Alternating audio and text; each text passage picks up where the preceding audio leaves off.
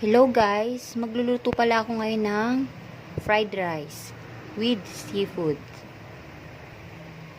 Maglalagay lang po ako ng konting mantika. Pag mainit na po yung mantika, ilalagay ko na po yung shrimp.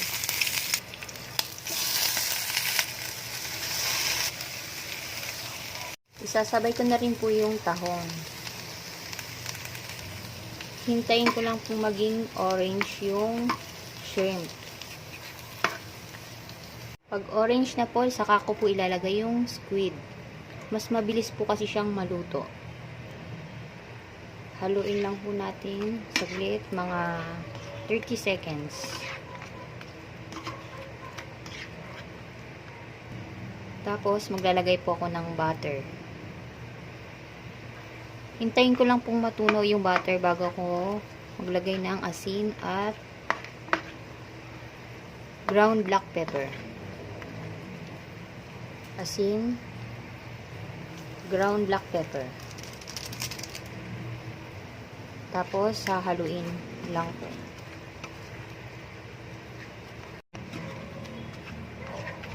Pag okay na po, isi-set aside ko na po siya para po sa fried rice.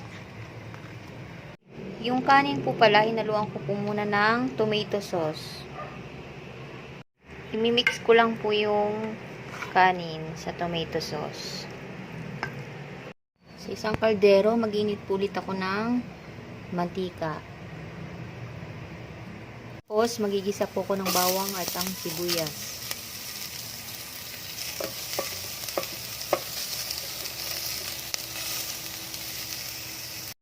Tapos, ilalagay ko na po yung kanin na hinaluan ko ng tomato sauce.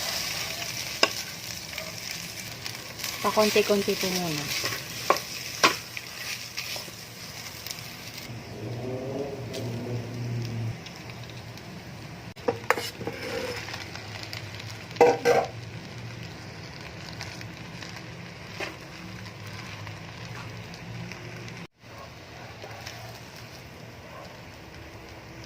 Tapos, ilalagay ko po yung sauce ng seafood kanina niluto ko.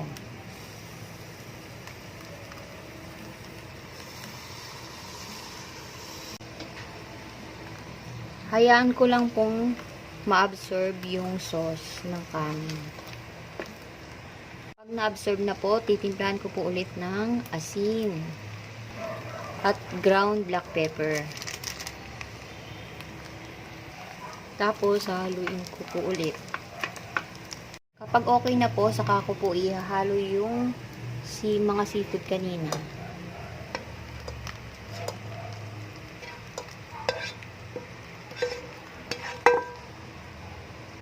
Saka ko hahaluin ulit.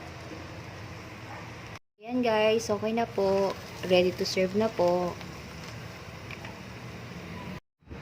Thank you for watching guys. Bye!